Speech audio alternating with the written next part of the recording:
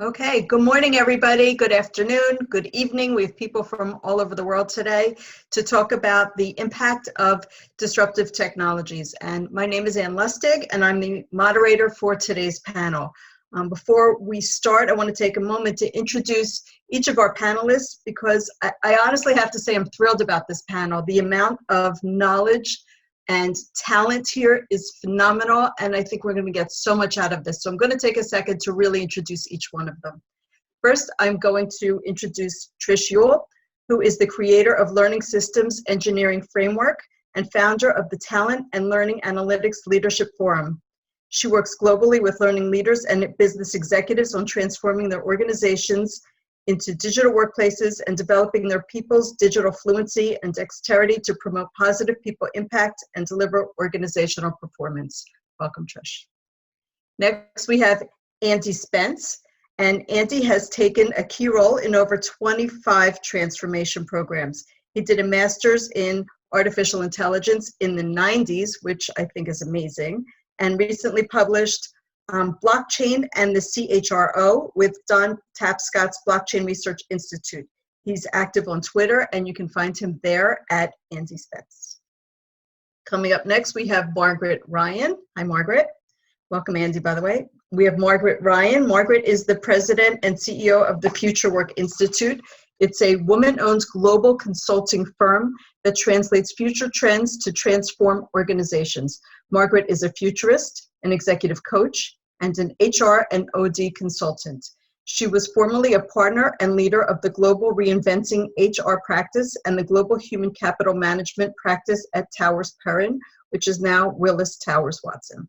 She has just returned from a global journey where she spent time in India, in Geneva, at the UN, and in different places in Europe talking about the 2030 game changers and how they will change our work and our life and the whole world of HR. She has her own personal robot and 30 avatars in the virtual world, which this is incredible to me. And she plays Pokemon Go and the Wizarding World of Harry Potter. So you might guess that she responds well to new technologies. Okay, next up is Dr. Patty Fletcher. Dr. Patty was included in the coveted list of 18 women to watch in 2018 by Brown Brothers and Harriman. Dr. Patty is an internationally sought-after speaker, writer for several global publications, frequent media consultant, seasoned tech executive, award-winning marketing and business influencer, board member, angel, and investor. She advises women and men from corporate executives and board members, independent contractors, and small business owners to lean startups to Fortune 500s. She works with HR.com as a leadership futurist focused on disruptive and equity in the workplace talent, and is currently executive in residence at Babson College, WinLab, formerly EIR, at the Simmons College Entrepreneurship Program, and an Entrepreneur Magazine Expert Mentors. She lives in Boston with her family. And finally, I'd like to introduce Brent Leland. Hi, Brent. Brent is a thought leader and consultant who spent the last 25 years driving transformation in fast-growing, complex manufacturing, retail, and consumer products companies. He is the founder of HiG, a boutique consulting firm focused on emerging technology-enabled business transformation, and chairs the advisory board of Advancing AI Wisconsin. Prior to his consulting career, Brent was the CIO of Trek Bicycle, and earlier in his career held various business and IT roles for several other large corporations. Welcome to all of the panelists.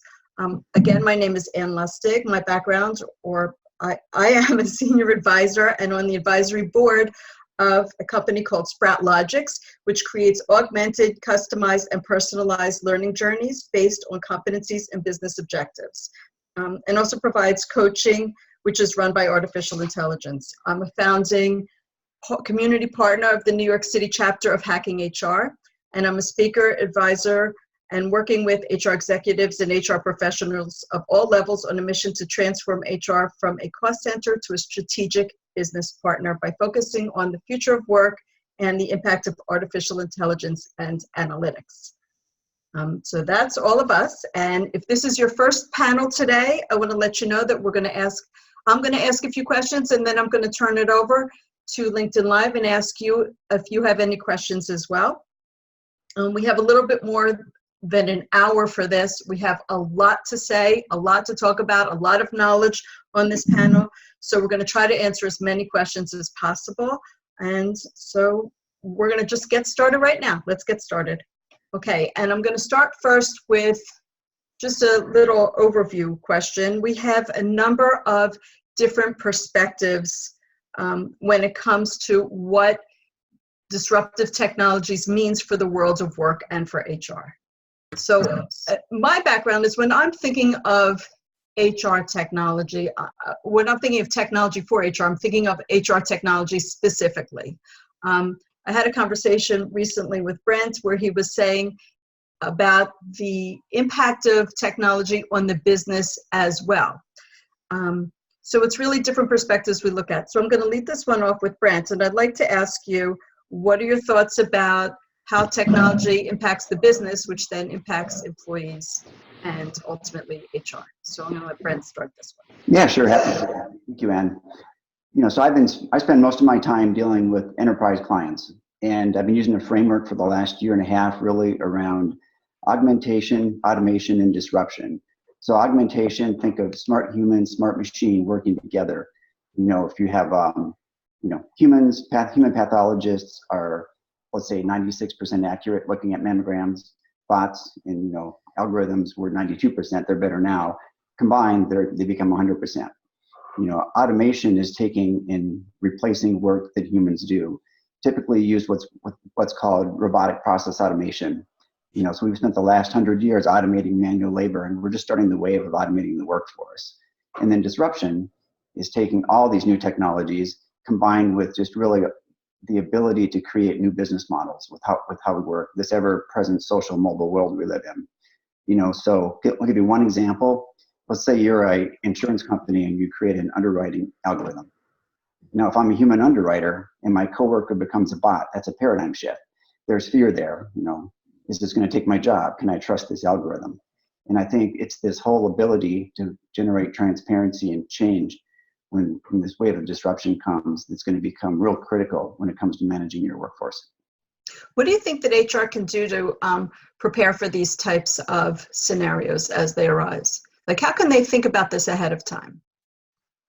So, well, a lot of it is right now, it's on education and awareness, both from within HR, people learning about, what are these technologies, how can they get applied how will they be applied to, business, and then what's going to be the impact on the workforce, and then, I think it's a lot of it, there's a lot of fear of automation. I'm at a lot of events where it's always the same thing. We can't find people. How do we get more people to stay here, et cetera, et cetera. I think some companies, the companies that are going to embrace automation are the companies that are going to win in the end. So it's a lot of, educating both HR function itself and then starting to educate the whole workforce just to kind of demystify it and remove that fear. Okay, so I'm going to actually take this over to Margaret because this kind of leads into a question that I have for Margaret about virtual identities, because I know Margaret has done a lot with virtual identities and has a number of them.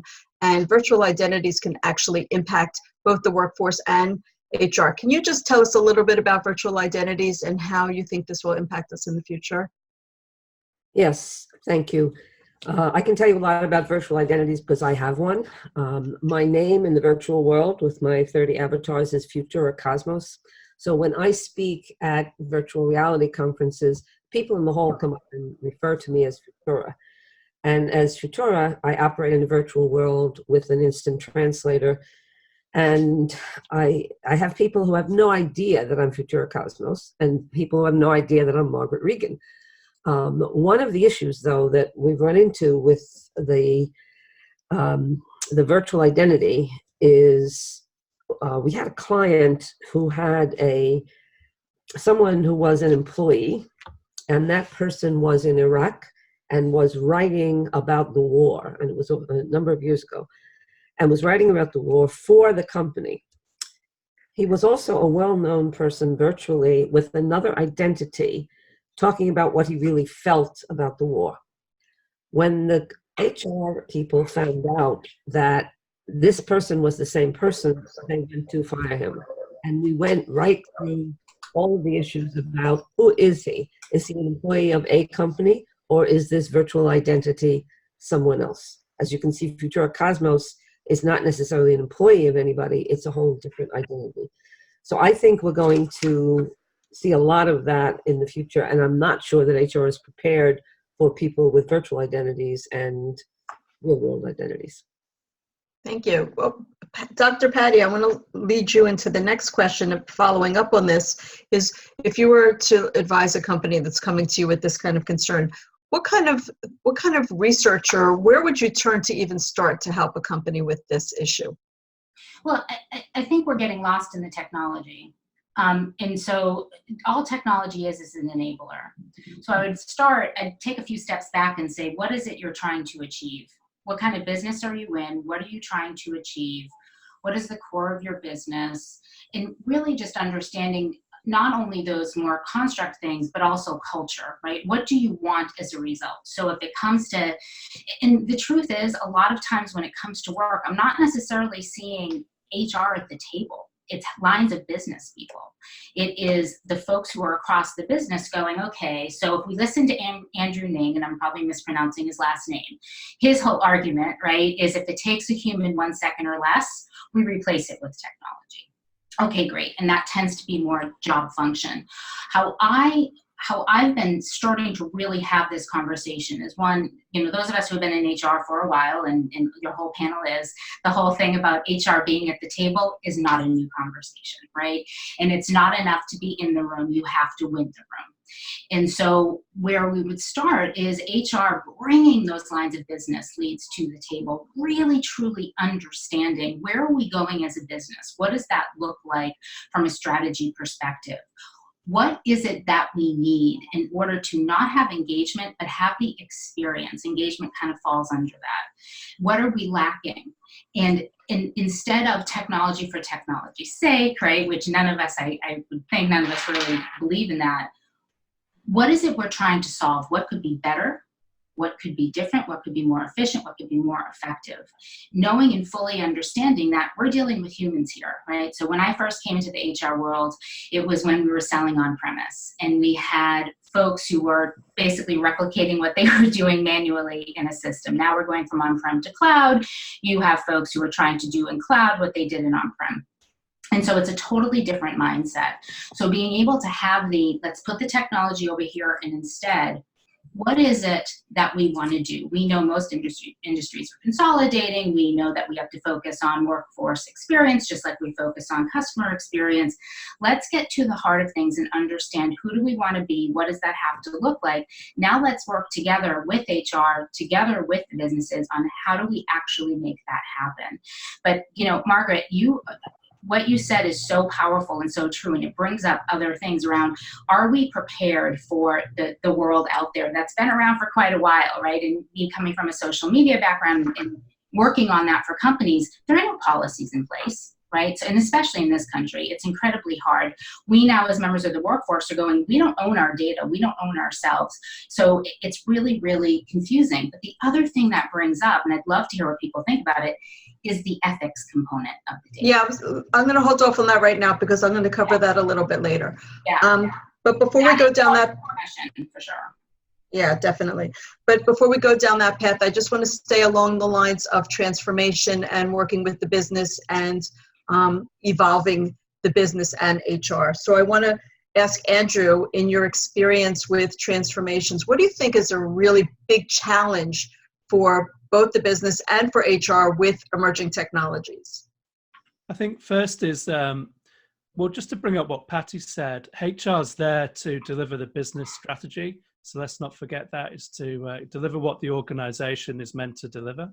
And so I think one of the challenges is around confusion in the market about what these technologies are and what they can do. Take artificial intelligence. Let's go and ask 100 psychologists to define intelligence. Nobody will agree. So it's a confusing term.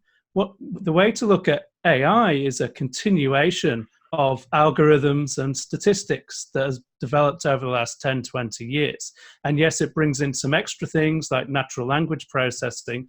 So I think the market's confused by things, and there's pressure on a HR function or any function to deliver AI solutions. What it should be delivering is business solutions, as Patty mentioned. So Absolutely. I think confusion is one thing. I could go on, I could talk about blockchain and the confusion around blockchain. Does it mean Bitcoin or crypto investment?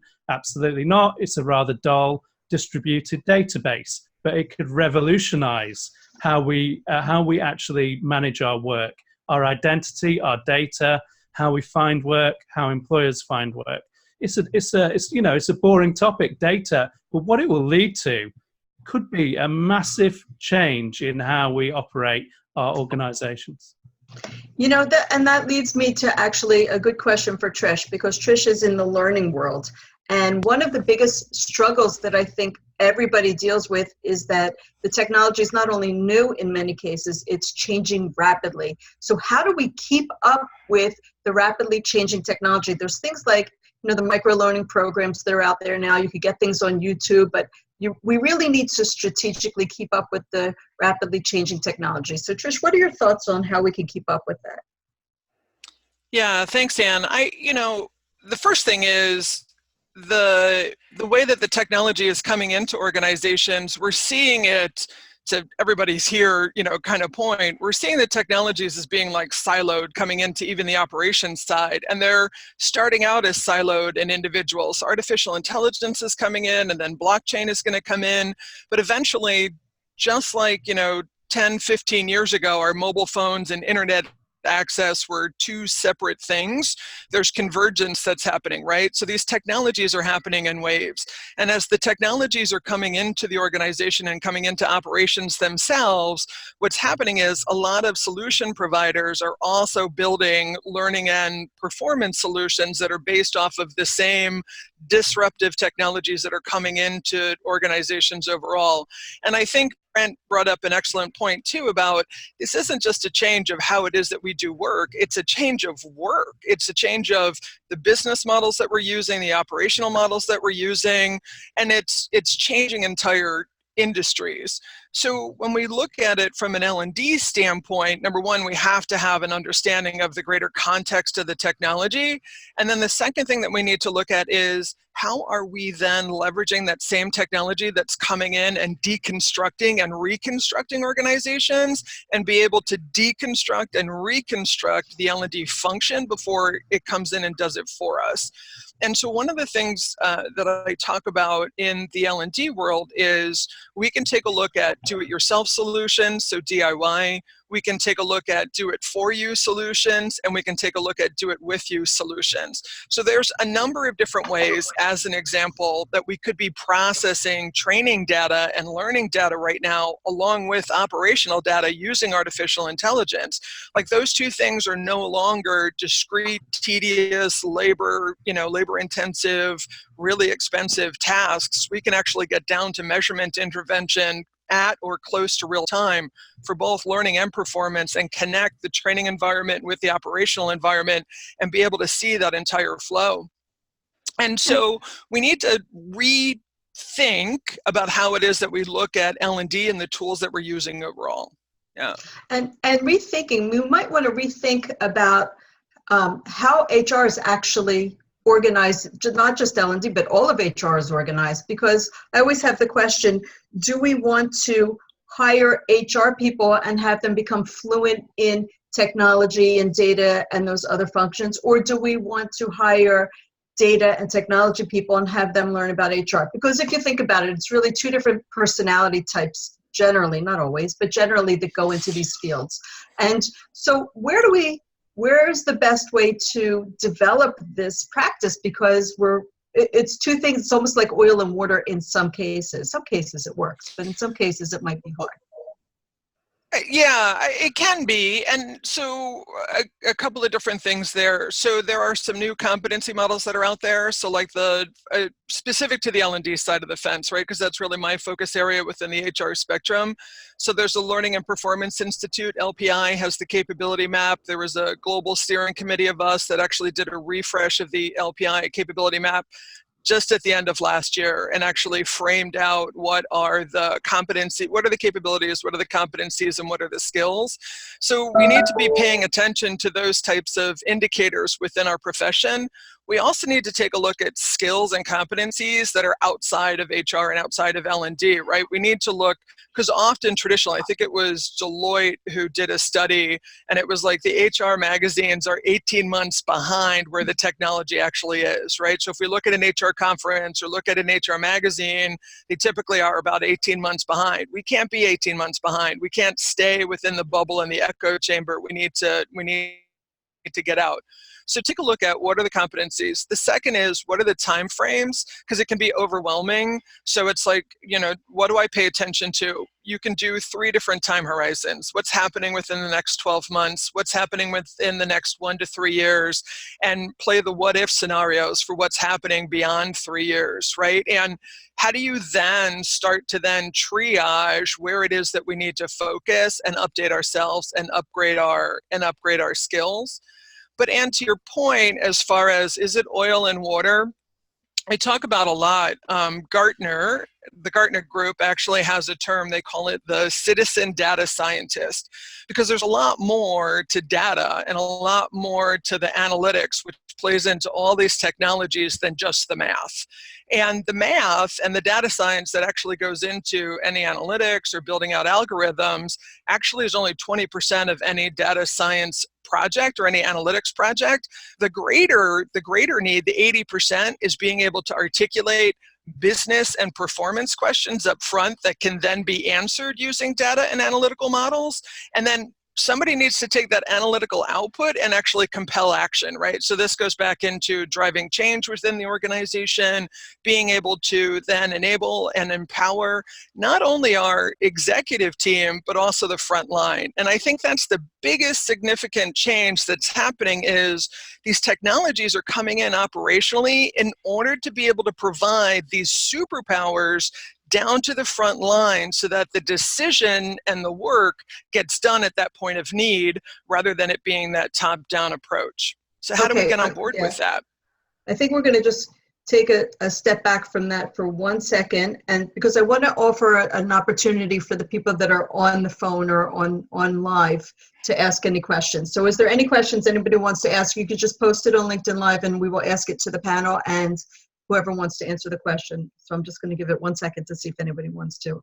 I'm not getting anything popping up yet, so I'll give it a moment.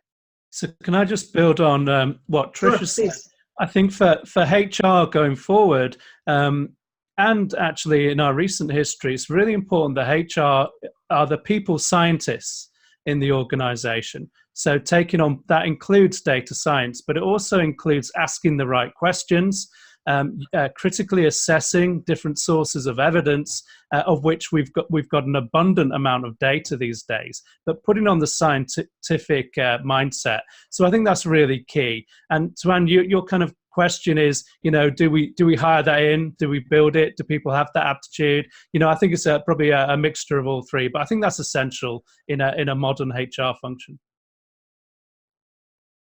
Okay, yeah, anybody else? Go ahead. Oh, yeah, I was just going to say, so I think over the last 5-10 years, so for instance, marketing, look at how marketing changed. It used to be marketing would go do their branding, advertising, they'd hand it over the wall to sales, they would go sell the product, they'd hand it over the wall to service, and they'd go sell it. And you'd never know that customer until 4 years later, hey, my bike frame broke, what do I do?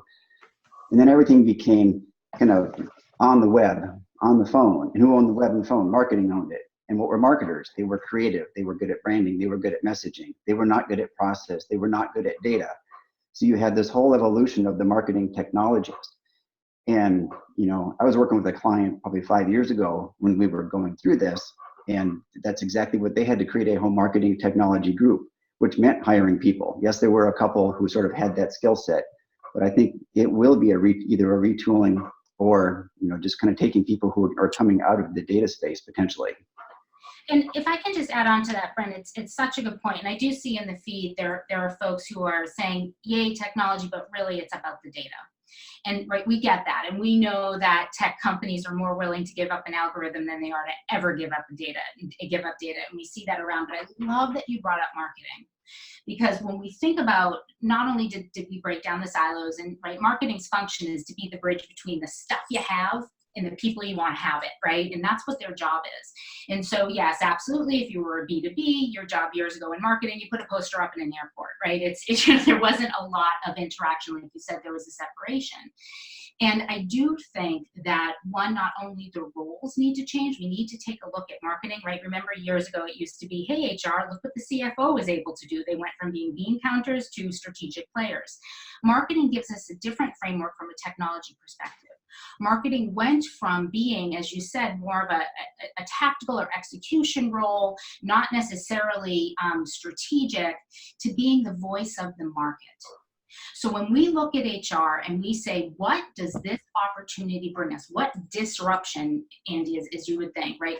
What does this bring us from a technology perspective to HR? And it's to be the voice of the talent economy. So when we think about that ability to have that insight, not just within the four walls of your company and outside, that to me then sets the, okay, what do we need from a skill perspective versus what do we have? It goes back to the business and being able to look at technology as an enabler, not just what does it mean, right, to be the voice of the talent economy? Therefore, how does my role change within my organization? I have to be able to communicate that, right? Tone at the top, mood in the middle, buzz at the bottom. How does that translate from a technology perspective? And what do we need in order to think more strategically? Because that's going to be absolutely critical. We saw it in market. And then how do we read the emerging technology? Not just use what we have today, but start to think more about, if I'm the voice of the market, that's going to be a competitive advantage. We can talk forever, and that's a different probably panel talking about the future of work and the future of the workforce. But really kind of going, I think we're redefining not only HR and HR tech, but the business of HR. And that's a huge difference when we have been certifying our HR players to be very siloed, very focused on the function they have, still important, but in a very different context. It's exciting.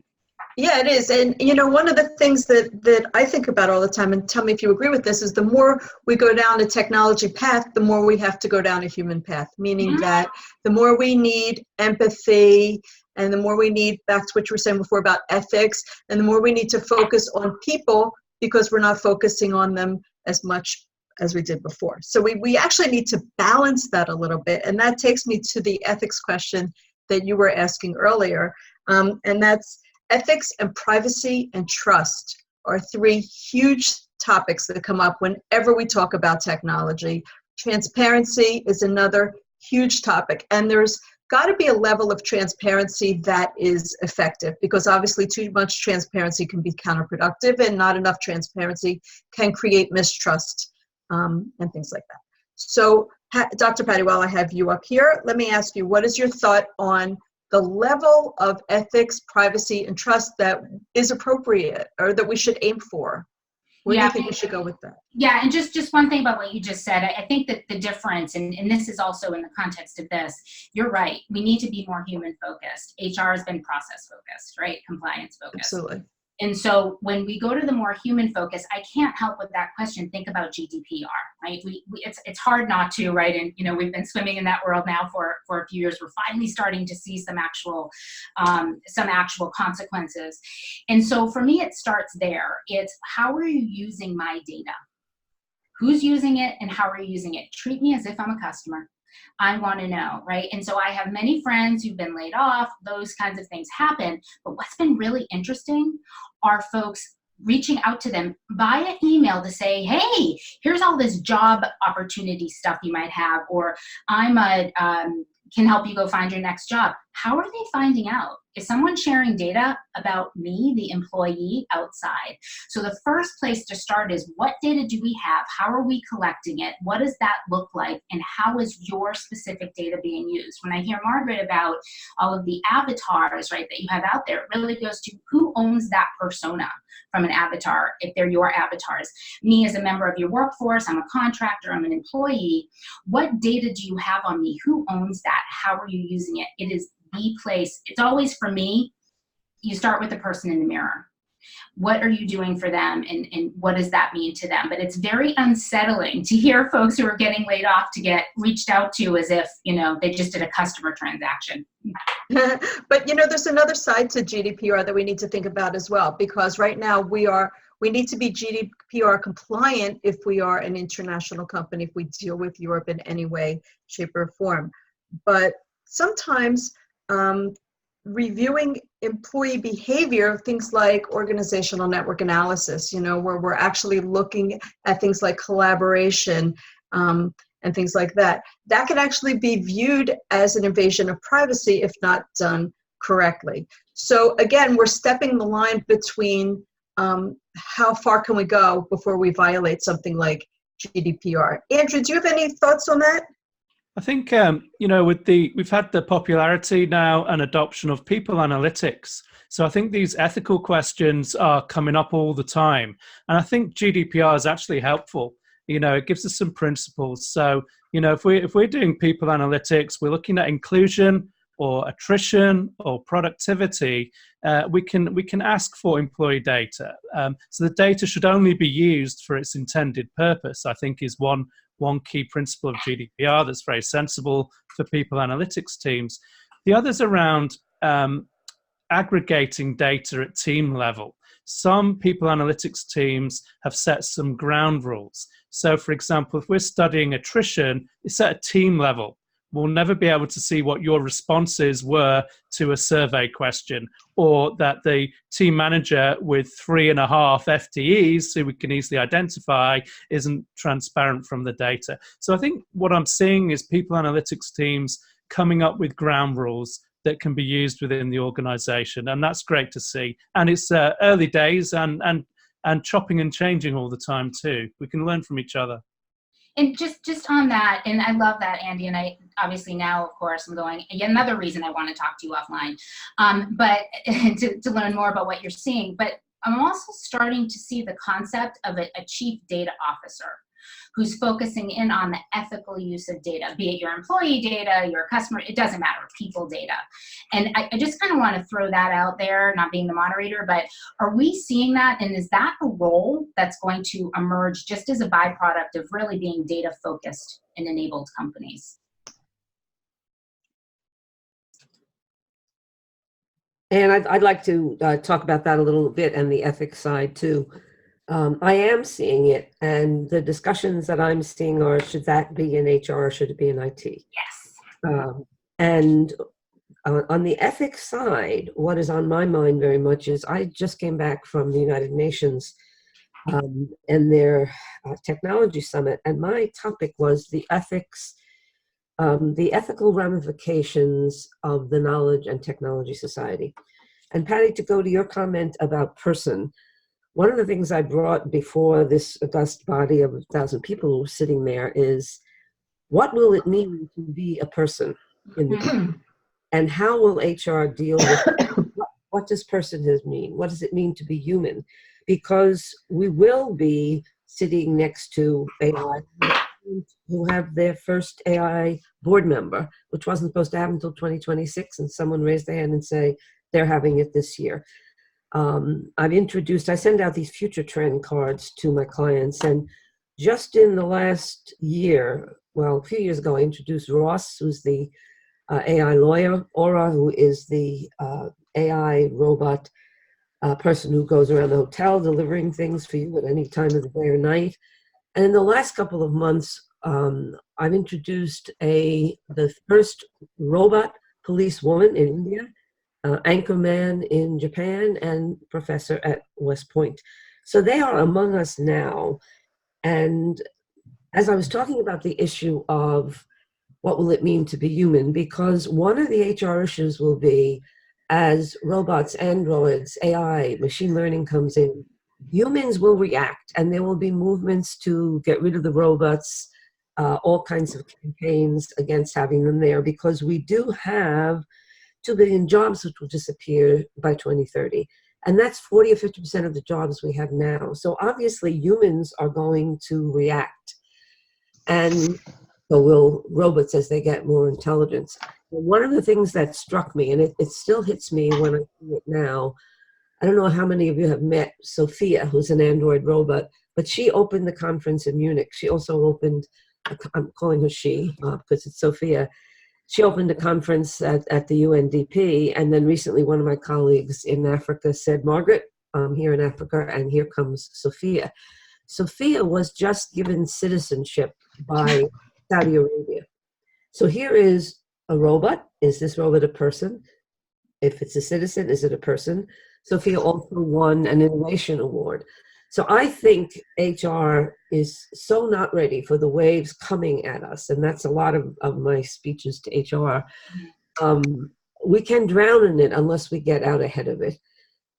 So I think that chief data person will be here. I think that person in AI, rather the person in HR, has to deal with AI and bias, which we're all dealing with now, where our human bias is creeping in to the products that we put out on the business side. So I think, yes, there will be data offices, but I think that has to be within the HR function. Because if you look at, when people always say, what should I do about my child if the machines are going to take over and do all the analytical work? One of the things I always say is, AIs and machines, yes, will be better at the routine standardized work. And so they will do the analysis, compliance, diligence, intelligence, and perseverance. But humans are better at the unique, non-standard work. Okay, so I'm gonna just cut in right here because we do have a question about something that you said, and that was about chief data officers. Will the chief data officer actually reside in HR, in IT, somewhere else, in both? Where do you see the chief data officer residing? I see both. I see it has to be a connection between IT and HR. I think what will happen initially is IT will try to do it, and HR, unless they know that they should be in the picture, will come late to the party. Because the comment that Trish made about 18 months behind, I see all the time. I keynote HR conferences, OD conferences. On day one, they're all excited about the future. By day 3, everyone is back into tomorrow. Yep. Not at all prepared for what is coming. So I think it has to reside in both, but I think it will actually start out in the IT function. Does anybody else have anything? Yeah, sorry, just adding. I'm also seeing it, like, I think Salesforce is a good example where that person is reporting into the CEO, because the data ethics is not just for HR, right? It's not just for the people who work in the organization. It's anyone who interacts with the organization. And so it'd be interesting to see, so customer, whatever. So it's really about the people data. And the thing I'm not seeing enough of, Margaret, that you brought up, and something near and dear to my heart is in the workplace, advocate in most of my work, is that whole piece on bias, right? So from the people who are designing the algorithms to the folks all the way over on the recipient end, is really retraining that. There's such a human component of that. I'm not seeing that enough in this emergence of data ethics and ethical use of data. I'm seeing it more on the usage side versus how do we actually get the data. Doesn't mean it doesn't exist. People know about it, but and Andy, I think it was you, or maybe it was you, Brent, where we have to have some ground rules. We're trying to figure it out. It shouldn't be HR ground rules. They should be business ground rules.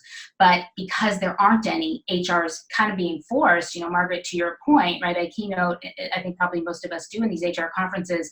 I would even argue that it's not just rah, rah, rah, but the minute you go through that magical little door to leave the keynote, it's not just, but what about tomorrow? Quite frankly, a lot of HR, I'm still solving yesterday's problems.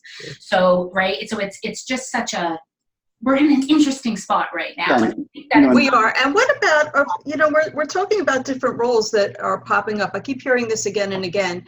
We're hearing about, you know, chief data officers. It's just really an emerging role that's starting to take traction. We're talking about data analysts in human resources.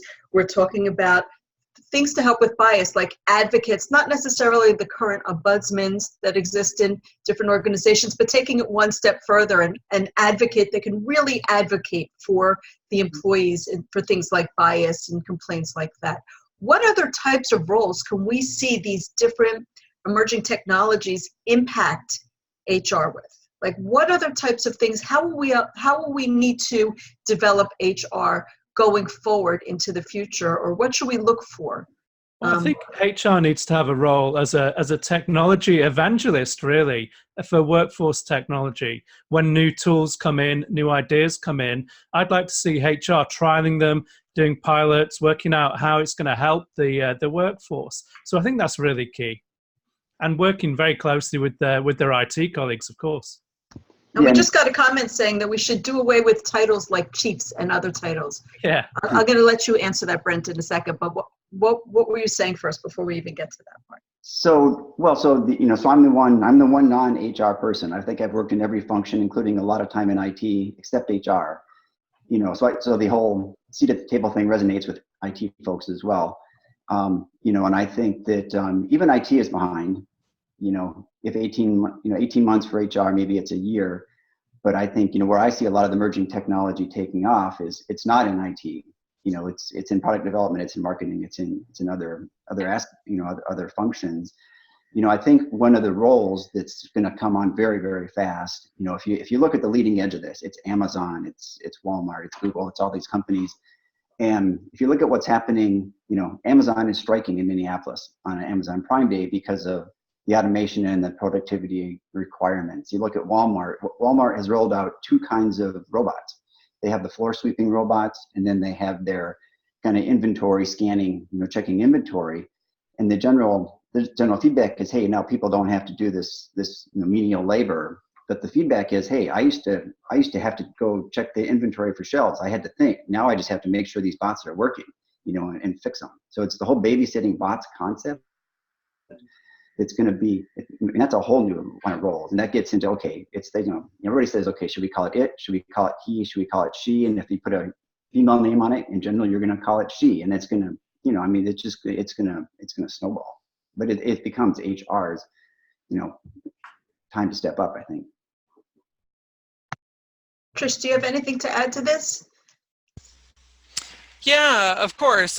So kind of bringing it back to L&D for a moment. So one of the things that's become really, really popular, and before you had mentioned like microlearning, but a lot of organizations now are looking at with employee experience and looking at learning experience design, they're looking at being able to have user-created content or user-generated content. And so some organizations are looking at how do we have employees that are anywhere in the organization who shoot video of themselves or others and then post or publish that media to some kind of an internal platform to be able to change. So if I'm a mechanic, if I work in the warehouse, if I work in, supply chain and whatever kind of office space, and I shoot a video to talk about, how to in a particular area, it's becoming maybe not so common, but it's becoming popular for especially enterprise organizations to do this. And we haven't had a conversation yet about what is data or what are data, right? So our understanding of data has completely changed. And from an ethics standpoint and from a privacy standpoint, what we're not realizing in some of these organizations is video and still image, the likeness of a person is actually biometric data and actually has special rules that apply to it. So this whole concept of, hey, it's great, we're going to give, our entire workforce the ability of being able to take their, personal mobile phones and their devices and be able to shoot these little videos and share with everybody in the organization how it is that work actually gets done. But we're not even thinking about the fact that A, that's data, and that there are rules around how it is that that data can be handled. And on top of it, there are actually even rules about the devices that can be used in order to be able to do those kinds of contributions to learning experience platforms and other types of data sets that we are now amassing on a grand, on a galactic scale within organizations. So we need to have some, to be really careful there. And a last thing on that too, when I'm not floating around Alaska, I'm usually at home in the state of Illinois. And the state of Illinois actually just enacted laws around the use of video for recruiting, for being able to do, if you want to have candidates actually record a video of candidates as part of the interviewing process, as part of that data now needs to be expunged. That video, that media needs to be expunged within 30 days. And I think, and this is certainly larger than the discussion that we're having today, but what does that mean in the age of AI? Like, you can remove the video, but you can't remove what's been ingested of that video and processed by artificial intelligence that's now part of the larger data sets. And Brent, I'm actually like you. So sorry, Ann. So I'm like Brent. I'm an IT person. I came up to the learning function through IT. I've never worked HR a day in my life. Actually, I often work with HR departments and help with the learning function, but we went through this in the 1990s. And I happened to be in the law firms in the 1990s, and, electronic discovery. And when we started being able to generate enough data that used to be in 18-wheeler trucks that we can now have on, devices that we can fit in our jeans pockets.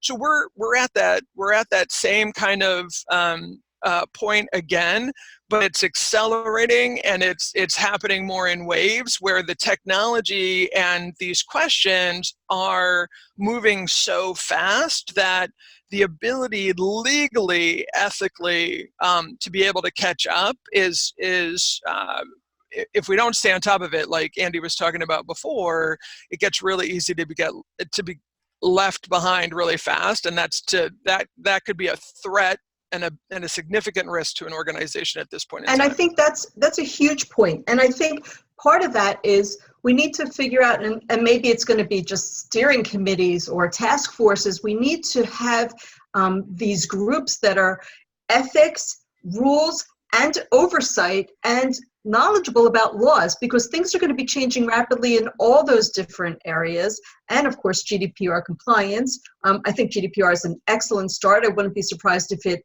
makes its way over here as well, for those of you that are not in the US. But I think that there needs to be some kind of committee or organization that does oversight, that represents all those different functions, including HR and legal and ethics and technology. What did the rest of you think about that thought? And we have to have those. Oh, sorry. Just as I wanted to pick up on something that Brent said, and also you, Trish, what I am seeing a lot more, and this has a lot to do with HR being able to deal with this, is employees picketing their own employer around how they're using technology. If you look at Amazon and its recognition software, face recognition, the Amazon employees are trying to tell Jeff Bezos to stop using it because it's 85% accurate, and it is doing things like deciding that Oprah Winfrey and Michelle Obama are men because it is programmed mostly by white men. And I watched, Google employees picketing Google, IBM employees picketing IBM all over the world. And what I'm finding is HR really doesn't know what to do with that. And we're seeing it more and more. And this is what I mean about being, 18 months behind. How do we respond to that? I have a client right now where the chairman is having a terrible time because the employees are coming up saying they have to give up their contract with ICE, with the immigration and customs. And the employer is saying, this is one of our biggest clients, we just can't do that. And HR is sitting in the middle having no idea what to say. So I don't think HR is prepared for the people side of what happens as you have Generation Z and the millennials coming up saying what they want to say to their employers. And I think that's an issue. And people will start to boycott their employers if they don't like how they're using technology. Just on the side of that. Yeah, there's no doubt that technology has leveled the playing field a bit more, right? And as we see, absolutely, the millennials, absolutely, God knows what Gen Z is going to bring up. I mean, women as well, right? Women boycott brands now as consumers. And considering the large percentage of women who are in the workforce, it's scary. And so we're seeing a power shift somewhat. And we'll continue to see that as more and more people self-identify as contractors. So, going back to what's missing, there's still that component missing around overall experience. There's still that, and everything we're talking about feeds into that experience, right? Technology enables that, gives us insight, but it's only one part of the experience. And so when I see what's missing, it's HR still being very process, very compliance, very knowing focused, knowing that they have to be moving beyond engagement into overall experience. And what the heck does that look like? What technology, what policies, whatever we have in place. And yet they don't know the questions to ask themselves. And neither do the other areas, excuse me, that they're working with. They certainly, technology vendors want to answer that for them, right? But that doesn't answer the fundamental, what is it to have a brand experience? Weird. What does it mean to have a brand experience? And then how do we actually make that happen? Where there is a big mistrust between the people who do the work and the people who set the rules. There's just a huge mistrust right now. We've seen it for the last number of years. Things like what happened at Wayfair a few weeks ago, right? Where they were having that at the border, they were putting beds and furniture and whatever in place. And the employees were just like, this is ridiculous. I live in Boston. They walked out here. So there's so much more to this. And I do think we're missing an experience piece. And I don't know if there's any one person who holds the ability to really define what that looks like, what the constructs need to be, what the policies and procedures need to be, and then how do we actually execute on what that experience should look like. It's a really good point, Patty. To solve these problems, it needs an interdisciplinary approach, doesn't it? Technology, Yes. data, law, strategy, and no one function or silo is going to be able to solve that on their own. And you mentioned about employee experience, which is a hot and trendy topic right now. But let's lift it up a level. How do we source work? How are we going to do that piece of work? Are we going to use avatars, technology, robots? Are we going to use people? Okay, what about employees? What about contractors? Can we get a vendor to do this too? HR needs to think about sourcing work much more broadly than just how do we hire a few people? And I think that's a changing mindset that we're probably right in the middle of in different industries and geographies. Well, one idea might be, because this is what happens, is it centralized or decentralized? Centralized, decentralized. And I think HR, from my experience, is typically very centralized. Yeah.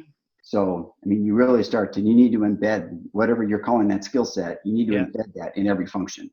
And it, becomes much more of a decentralized, it's almost like shadow HR needs to be embraced, if you will. I agree. Throwing this out 5-10 years, I see technology enabling teams to be more self-sufficient.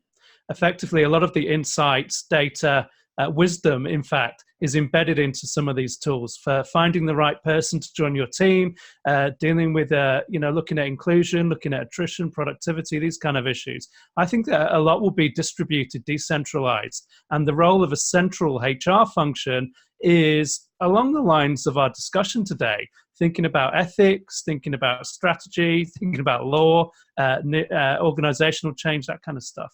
That's just a personal hunch.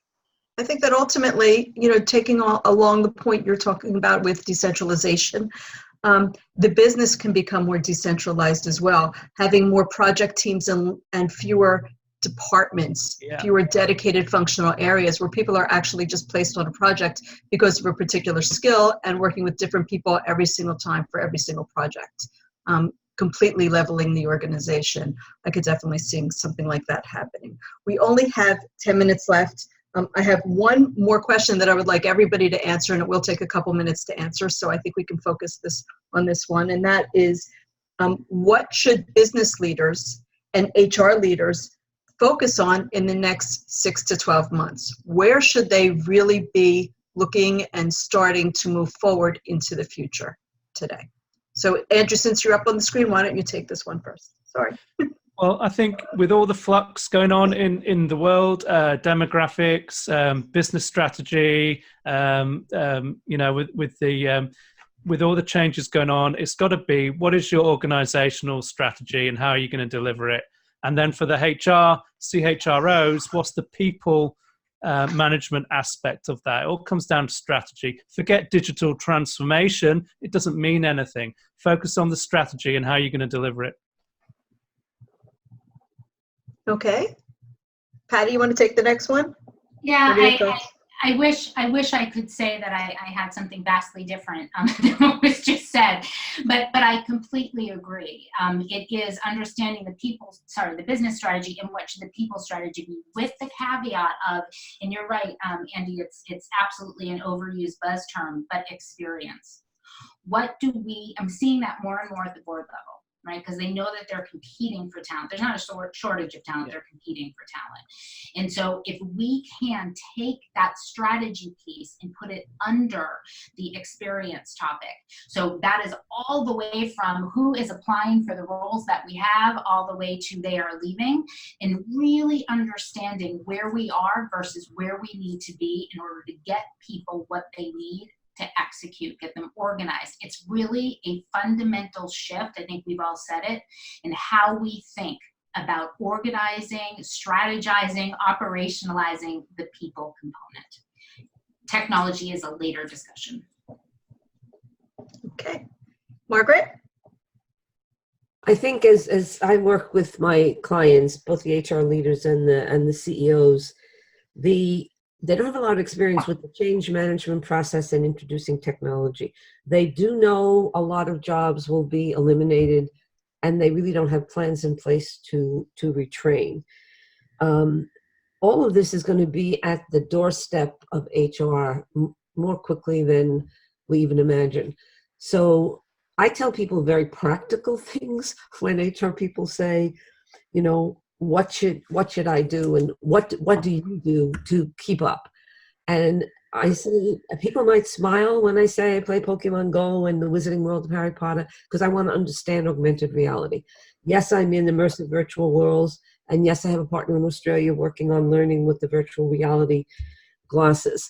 And so as I saw one client introducing technology into the recruitment process, the hardest part of this was convincing managers that using AI and machine learning and all of that would get them a more diverse and more capable workforce. So I think the change process, the retraining of their people, and also in their own lives as leaders, watch science fiction, try out the new technology. And when people say to me in HR, I'm a technophobe, and I wear that badge with honor, I don't say it out loud, but inside I say, then you shouldn't be in HR and you shouldn't be in any company right now, because this is the world of the future. But how do you deal with people that are completely resistant? I know you've come up with this a lot of times. Like, how do you have them stick their toe in? Do you show them slowly? How do you really get them ready to acclimate to the real world? How can you do that? Yes, I'm part of a futures project now with HR people and diversity people. And one of the things I'm doing is spoon feeding about 250 people by sending out future trend cards once a week. So you get the trend, you get a summary, then you get a link to read more about it. And it's not just talking about HR, the HR world, it's talking about what the world will look like. So it's about CRISPR and gene editing and 3D printing and what all of this will mean.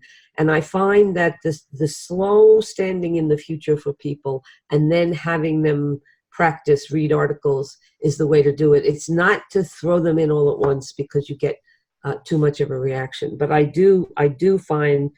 found people within a year making a change just because every week they got something that said, do you know that this is what's going to happen in the world of gene editing? Do you know what an ESI is?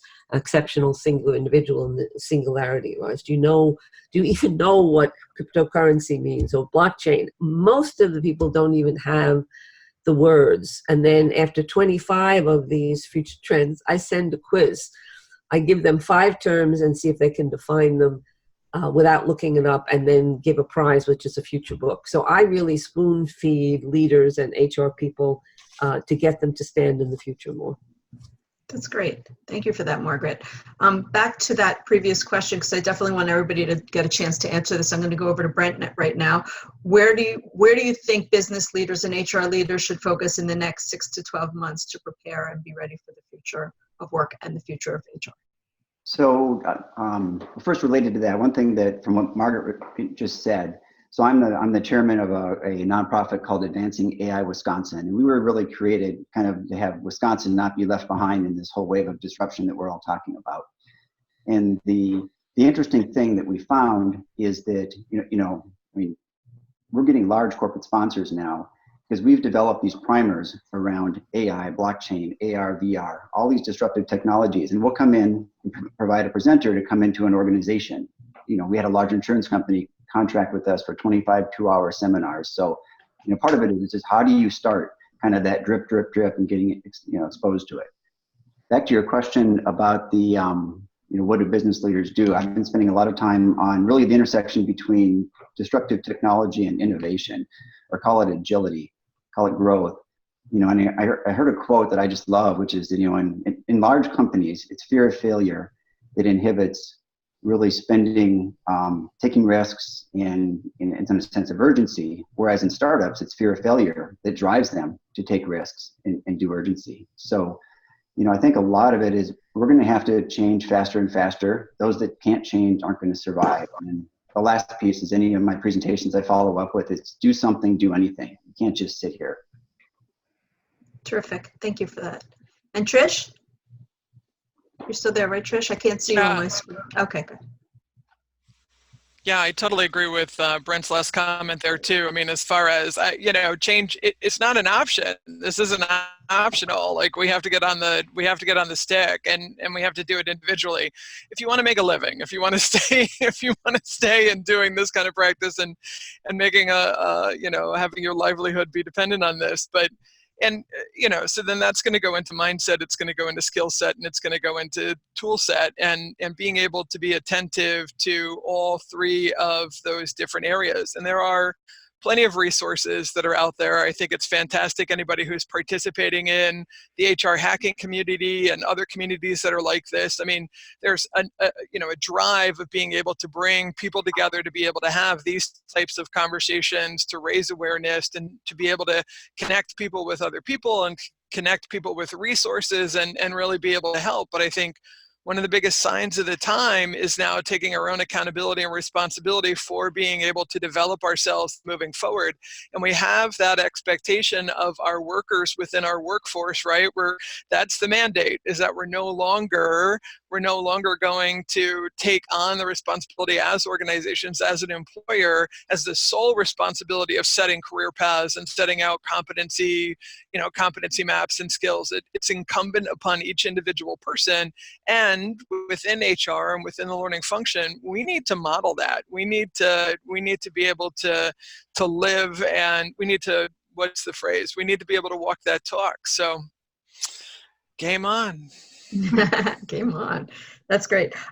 Okay, we have a couple more minutes left, so I am going to let everybody do one closing statement of one final thought that you have from your perspective. You all work in different lines of business, some similar, but all very different in one respect or another. So from the perspective of the work that you do, where should people be focusing or learning, or what's a closing thought, just one closing thought you want to leave them with? Patty, you're up on my screen, Dr. Patty, so I'm going to give you the first shot at this. Great.